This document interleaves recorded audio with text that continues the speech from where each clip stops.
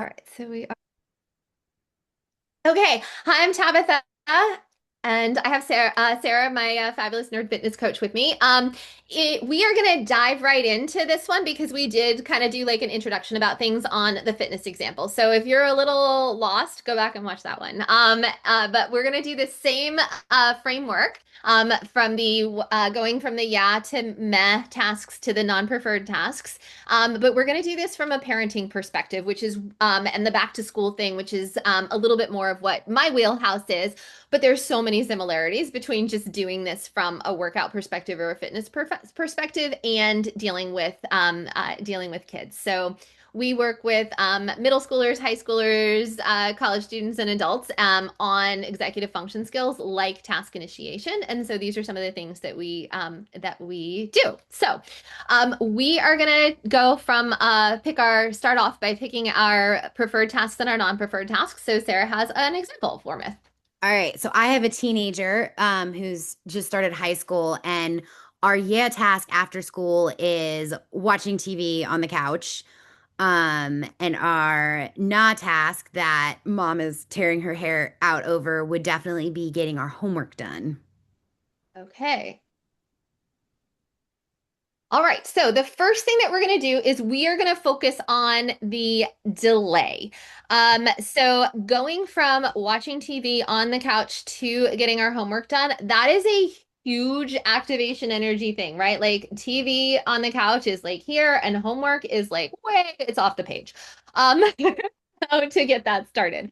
So that is really way too much for us to ask our brains to do. So the first thing that we're going to do is we're going to come up with some ideas for brainstorming, just deconnecting from the TV and the couch. So what are some options that might move her forward that she likes to do?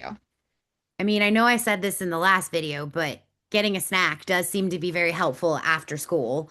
Absolutely. Um, you Do you know, have like a lot of sensory overload with school? A lot of times kids like will come home and their senses are just like, oh my gosh, I need to like sit in a dark room. For definitely. There's a lot of like going back to her room, turning the lights off, turning her music on. Uh, okay, so maybe that's maybe that's an option. Is like, okay, hey, we're not gonna go to the TV, but we're gonna put headphones on for 5 minutes and we're gonna listen to two songs. Um, are there other like sensory things that can help calm down? Like I like to sit and swing in my hammock, although sometimes I get stuck there, so you gotta be careful. Yeah, that's true. We have a lot of fidgets just all over the house. I mean, I'm looking at a basket of them on my desk. So, we could definitely pull out some of the fidgets. I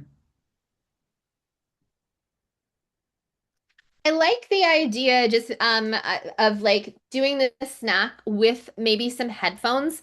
But that if we do it with headphones, we can maybe keep her at the kitchen table.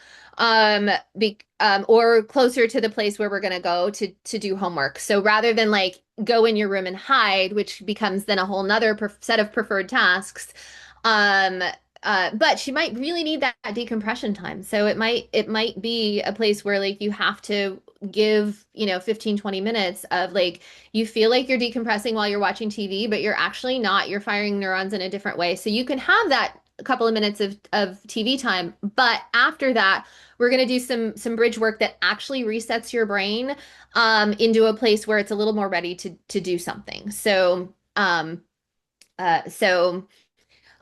are some options. Any other things that you can think of that might be a good bridge tasks for her?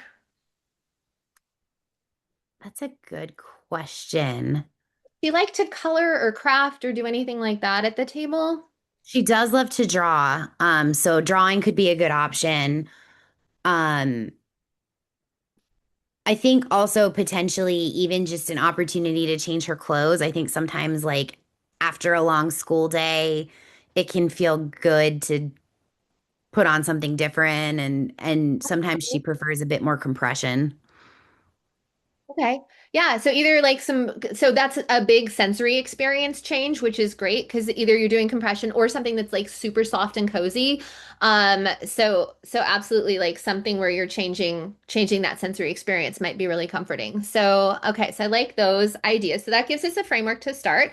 Okay. So we're starting off at the couch, and where does she typically do homework? Is it at the kitchen table or is it in her room or where do we need to get Usually her? at the table, which Okay.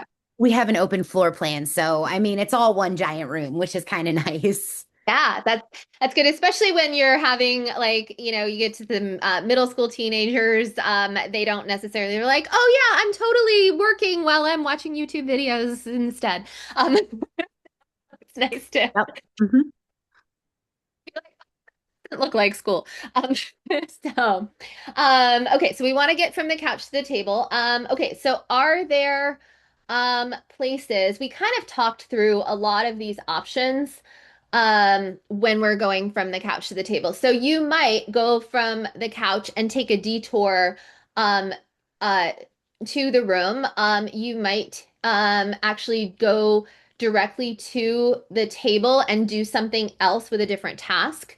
Um, is there anything else that she might need to like walk by that could give us some inspiration? Does she like, walk by any other rooms? You said it was kind of open plan, so that may not. Bathroom could be a big stop in between, so that she can actually sit and focus. Okay.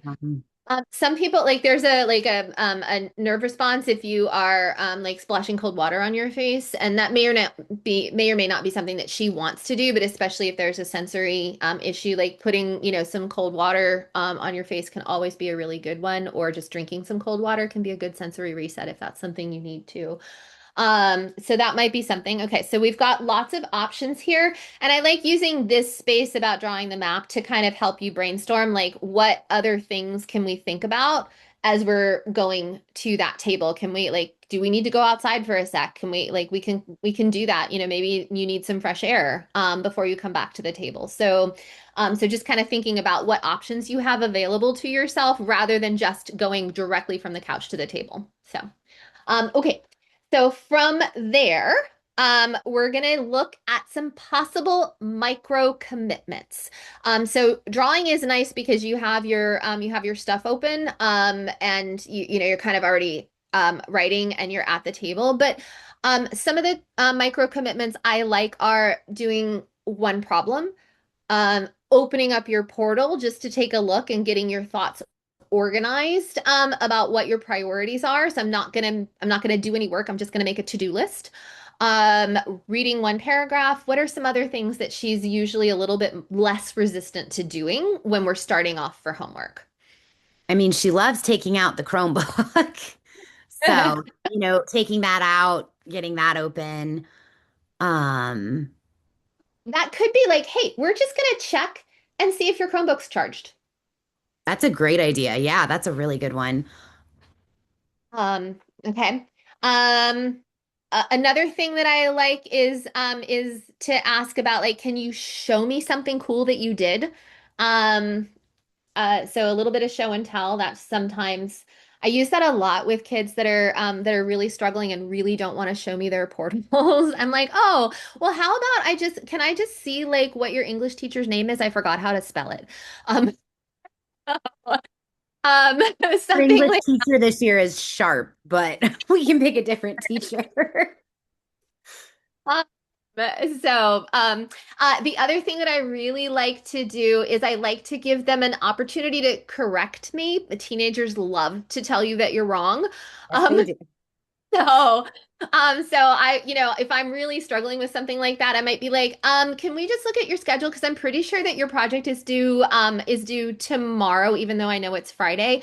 And I wanted to make sure I got the materials that you needed for that. And they'd be like, no, it's not. It's on Friday. Um, so, but in the process of that, and then they might even be like, see here, it's right there. It's on Friday. And they're like, oh, look, your Chromebook's open. Um, I love that. That's perfect. So I love anything that you can, if you can let your teenager tell you that you're wrong, like that, that's usually an opportunity for a win. Any other thoughts about micro commitments? I mean, checking the planner is definitely a big one we use a lot. Okay. Um, I know my middle has a math worksheet every night. So for her, it might be like just doing one math problem to start. Like, let's just do one problem. Yeah, one of the things that I like about this, there a lot of kids get really rigid and they feel like they have to do their problems in order. And so I'll do something like that, like, can you show me the easiest problem or the hardest problem, depending on which type of kid we're working with, like which like if they're just depends. And so either do the easiest problem or the hardest problem, and then they're like, oh yeah, I've done some math. This isn't so bad. Because we're again delaying that decision. So now on that activation energy scale, we're way further down than we were when we started. So, all right. So hopefully that gives you guys some ideas on how to do this. And then we're just gonna take our whole bridge. So we're gonna go um from the couch. And we decided we liked this changing clothes. So I don't know, would changing clothes or snack be better to do first? Probably snack. Okay. You never know when you're going to get it on your clothes. Fair. Okay, so we're gonna do a snack and then we're gonna change clothes. We might put headphones in there. Um, and then we are going to go someplace to the kitchen table. And what do we want to draw, fidget? And this might be a place to like brainstorm with your kid, and see like what they might want to do, for that intermediate task, because it's always better if you can collaborate. Um, um, so just say we're going to do something at the kitchen table. What is it that you would like to do? And then from there, we were gonna, you wanted to check the planner, or check the Chromebook charger. Um, and then from there, like either one problem, one small thing that we're going to do to actually, get started on the homework. And then depending on the level of resistance, maybe you need to use, like a Pomodoro method where you need to like set a work time, and then back off and, go back in here, get some movement in, do something else so that your brain can reset. But there are a lot of options to do that. So all right, and then from that place, again, same reflection questions that we had on the other worksheet. But you do want to make sure that you reflect, and this is a really great thing to do with your kids. Like, where were you feeling the most resistance in this place? Which piece is the hardest thing for you to do? And then maybe we need to add some other tasks in there. If going from the couch to the snack or getting in your clothes is too hard because she had a really bad day at school, maybe we need to build in some extra time or some extra things here, or some extra, bonus sensory things or some movement or something to get her into a better place before we start heading to the kitchen table. Maybe your kid loves to draw, and it's like, okay, well, I started drawing and I'm really great. I'm in the spot for my homework, but I'm not gonna start my homework until I finish my drawing, which could take, like an hour. So maybe that's the place where they get stuck. So it's really important to look at what's going on. Maybe you guys are fighting over the planner, and so maybe the planner is not the thing to use for that. So the reflection piece can come in, really good there. And then, if they're going to get their clothes, but they don't know what comfy clothes, like what clothes they want to have, and that becomes a barrier, or their room is a mess and they can't find their clothes, and then they get lost in their room. So maybe that is the wrong environment for you to choose for those sets of tasks. Um, so yeah, so then you've got, all those places for reflection, and I hope that that's helpful. Did you have any other questions, Sarah, or thoughts? No, but I'm actually really looking forward to trying this later with my daughter. I think that this could work really well for her. Awesome. All right. Well, thank you so much. If you do have any questions, my email is on the newsletter. Feel free to reach out.